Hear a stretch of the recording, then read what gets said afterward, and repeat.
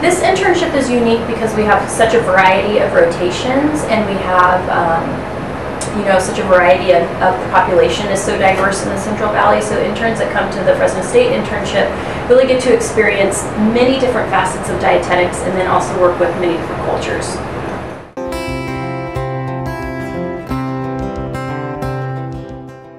I think students can prepare for this internship by being really well-rounded. So not only having good grades, but also having work experience and volunteer experience, and having really made connections with dietitians in the community, so they are prepared for their rotations once they get into the internship.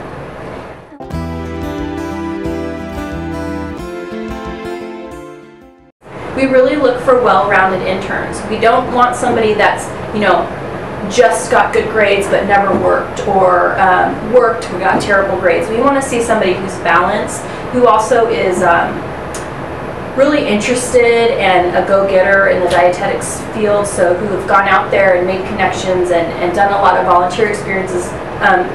Potential interns who are members of the Academy of Nutrition and Dietetics, who are involved with their Student Dietetic Association, and just overall involved and well-rounded.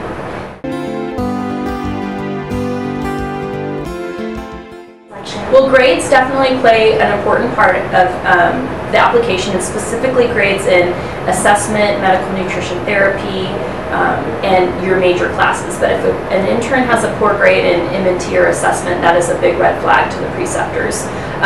So in addition to a student's grades, we also look at their work experience and their volunteer experience. I am very hesitant if I get an application and a person has no work experience, because that says to me that, are they going to be able to handle the different experiences in the rotation?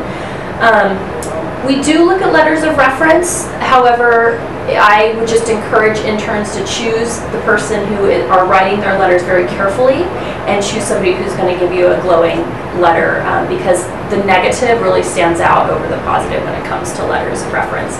And then the other thing is professionalism of the entire package. So whether the intern has a professional looking resume, whether the application is filled out in a professional way.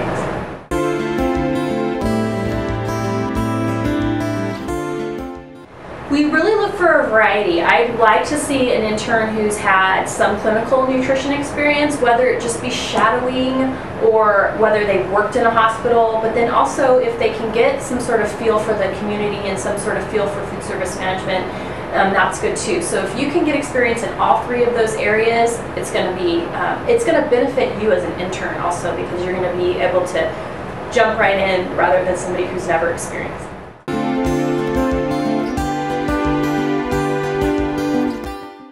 Well, definitely the number one thing is a positive attitude, and the realization that things don't always go as they're planned. There's always going to be a rotation that falls through. There's always going to be a preceptor who's not available, or a preceptor that maybe isn't the friendliest. We try to pick great preceptors, but you just never know. So positivity is key, and just flexibility, willingness to roll with the punches, and somebody who is going to be self-motivated to do their work, because you're not babysat in the internship. And it's really frustrating to find out at the end of the year, when you go check back in with the interns, that they haven't done what they need to do, and then they have to scramble in order for them to graduate. So organized, staying on time, keeping on top of things without having to have somebody always checking in on you.